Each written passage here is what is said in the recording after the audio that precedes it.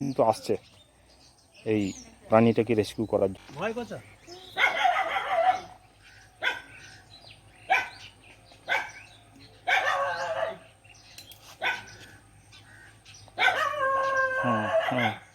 মুখটা বাঁধতে হবে, পালিয়ে যাবে তো।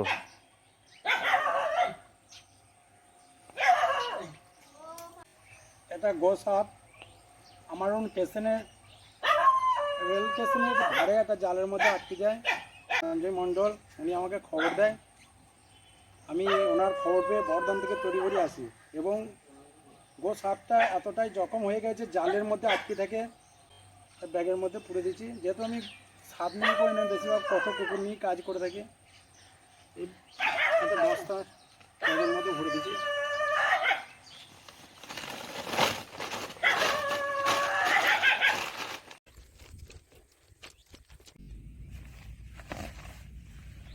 একটু দেখাবে তুলে, গোসাপটাকে ছেড়ে দেওয়া হচ্ছে, এটা বলবে তো। এটা এখানে ঠিক আছে।